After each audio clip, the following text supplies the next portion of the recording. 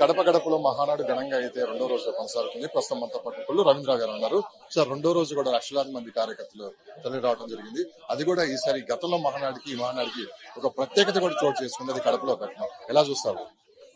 Definite గా ఇది Telugu Desam party కార్యకర్తలకి పండుగ.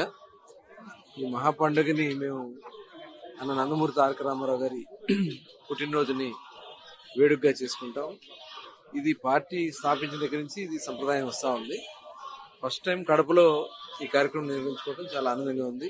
చక్కటి వాతావరణంలో, చల్లని వాతావరణంలో, ఎండలేక వానలు కూడా లేకుండా లక్షలాది మంది కార్యకర్తలు తరలి రావడం, అంచనాలకు మించి కూడా రావడం జరిగింది. నిన్న 5 times 6 times కూడా ఎక్కువ వచ్చారు. అయినా కూడా వచ్చిన వాళ్ళకి ఎక్కడ కూడా ఇబ్బంది లేకుండా చేయడం జరిగింది. అలాగే ఇక్కడ తీర్మానాలు కూడా చాలా అద్భుతంగా చర్చ జరిగింది. 6 శాసనాల మీద జరిగినటువంటి చర్చలో ముఖ్యంగా రాష్ట్ర భవిష్యత్తు, యువత భవిష్యత్తు, పార్టీ కార్యకర్తలు, నాయకులు యొక్క సమ్మేళనంతో ముందుకెళ్లే విధానం అన్ని కూడా తెలుగువారి యొక్క గొప్పతనాన్ని ప్రపంచాన్ని చాటే విధంగా ఇవన్నీ కూడా నిన్న డిస్కషన్ రావడం చాలా శుభపరిణామం. మరి రేపు ఈ రోజు సాయంత్రం వరకు ఈ తీర్మానాన్ని కూడా చేసి రేపు బహిరంగ సభ ఉంటుంది. ఈ బహిరంగ సభలో ముఖ్యమంత్రి గారు రాష్ట్ర భవిష్యత్తు మీద తీసుకోవాల్సిన కార్యక్రమాలన్నీ కూడా అక్కడ అనౌన్స్ చేయడం. గడప గడపలో అడుగు పెట్టని అన్నారు లోకేష్ బాబు గారిని, చంద్రబాబు నాయుడు గారిని. కానీ అదే ప్లేస్ లో మహానాడు మీరు నిర్వహిస్తున్నారు. సో మొత్తం మీద ఇది కార్యకర్తల కృషి అనుకోవచ్చు, నాయకత్వం కావచ్చు, కార్యకర్తల కృషి. ఈ రోజు ఈ సభ ఇక్కడ నిర్వహించుకోవడానికి ఇంత పెద్ద ఎత్తున ఘన విజయం రావడానికి అసలు బాగా ఏర్పాట్లు కూడా చేస్తారు. కార్యకర్తలు, నాయకులు ఇక్కడ కడప ఈ పరిసర ప్రాంతాల నాయకులు చాలా అద్భుతంగా చేశారు. గత అన్ని ప్రాంగణాల కన్నా ఇది చాలా అద్భుతంగా ఉంది. ఏర్పాట్లు బాగుంది, క్లైమేట్ బాగుంది, అన్ని కూడా బాగున్నాయి. నిజంగా మనందరూ కూడా మనస్ఫూర్తిగా అభినందన తెలియజేస్తాను. ఇది ప్రజాస్వామ్యం, ఎవరిని ఆపలేరు. ప్రజాస్వామ్యంలో ఎవరు ఎక్కడైనా వెళ్ళి ఏదైనా కార్యక్రమాలు చేసుకోవచ్చు. ఆ రకంగా మేము ఇక్కడ ఈసారి చేయాలనుకున్నాం.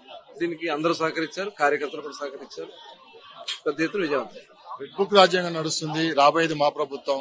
ఖచ్చితంగా మీరు బుక్ రాసుకోండి. ఎవరైతే మిమ్మల్ని ఇబ్బంది పెట్టారో ఆ పేర్లను రాసుకోండి. ఎక్కడున్నా సప్త సముద్రాల దూరం ఉన్నా గానీ వాళ్ళు తీసుకొని వచ్చి మీ అందరి ముందు శిక్షిస్తా అని చెప్పి జగన్మోహన్ రెడ్డి గారు మాట్లాడటం, దీన్ని ఎలా చూడొచ్చు అంటారు? ఒకగా రాష్ట్ర అభివృద్ధి, మరో పక్క రాజధాని నిర్మాణం మీద ప్రతిగా దృష్టి పెట్టాల్సిన సందర్భంలో ఇలాంటి మాటలను ఎలా అర్థం చేసుకోవచ్చని కూడా చాలా మంది అడుగుతున్నారు. ఇది బ్లాక్ మెయిల్ రాజకీయాలు, బ్లాక్ మెయిల్ చేసి బెదిరించే రాజకీయాలు చేయాలని చూస్తున్నారు.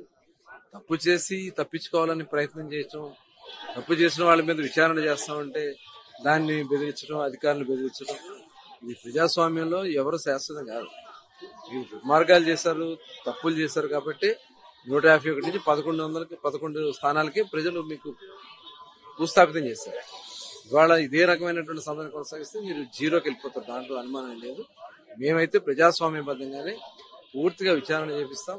ఎవరైతే దీంట్లో బాధ్యులైనారో వాళ్ళ మీద చర్యలు తీసుకోవడం జరుగుతుంది. అధికారులను బెదిరించాలని ప్రయత్నం చేసిన వాటికి ఇది మంచి పద్ధతి కాదని కూడా తెలియజేస్తాం. గత ప్రభుత్వం తీసుకున్న మద్యం పాలసీ తెలుగుదేశం పార్టీ అధికారంలోకి వచ్చిన తర్వాత అరెస్టుల పరంపర కొనసాగుతుంది. అది చివరి జగన్మోహన్ రెడ్డి గారికి కూడా వెళ్ళొచ్చు అని చెప్పి కూడా వినిపిస్తున్న మాట. మొత్తం మీద ఈ కేసు ఎలా నడుస్తుంది, ఎలాంటి చర్యలు తీసుకునే అవకాశం? అంటే ఇది చాలా పెద్ద స్కామ్, ఇది కుంభకోణం అని చెప్పొచ్చు. డెఫినెట్ గా వాస్తవాన్ని కూడా బయట తెలియాల్సినటువంటి అవసరం ఉంది. అందుకనే విచారణ చేస్తున్నారు. ఆ విచారణ అంతా కూడా పూర్తయిన తర్వాత వాస్తవాలు బయటకు వస్తే ఎవరైతే దీంట్లో బాధ్యులని వాళ్ళ మీద చర్యలు. గత ప్రభుత్వం మీద కలబడ్డారు, నిలబడ్డారు, అధికారంలోకి వచ్చారు. దీని వెనక కార్యకర్త కృషి అత్యంత ముఖ్యమైనది. బాబు గారు కూడా ఒక మాట అన్నారు, కార్యకర్త అధినేత అని చెప్పి. మీ నియోజకవర్గంలో మీకోసం పోరాడి ఎన్నో కేసులు భరించి మీ కార్యకర్తలు ఈ రోజు మిమ్మల్ని మళ్లీ నిలబెట్టారు. కార్యకర్త గురించి మీరు ఏం చెప్తారు? ఎస్పెషల్లీ మీ నియోజకవర్గ ప్రజల గురించి. కార్యకర్తలు నిజంగా ఏ పార్టీకి లేనటువంటి అద్భుతమైనటువంటి లీడర్షిప్ ఉన్నది తెలుగుదేశం పార్టీలో. కార్యకర్త ఉన్నది తెలుగుదేశం పార్టీకి.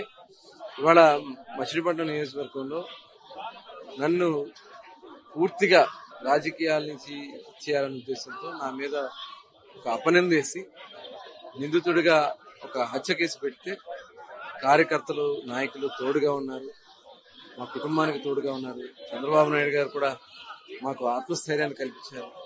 అలాంటి పరిస్థితి నుంచి 50,000 ఓట్ల పైన మెజార్టీతో గెలిపించారు. అది కార్యకర్తల బలం, కార్యకర్తలు పడినటువంటి శ్రమ, కార్యకర్తల మీద ఎన్ని కేసులు పెట్టుకుని లెక్క చేయకుండా నిలబడ్డారు. అదే గెలుపు. అదే రకంగా రాష్ట్రం అంతా కూడా 175 సీట్లకి ఇవాళ 164 స్థానాలు ఇవాళ కూటమి వచ్చిందంటే అది తెలుగుదేశం పార్టీకి, అలాగే కూటమికి ప్రజలు ఇచ్చినటువంటి ఆశీర్వాదం.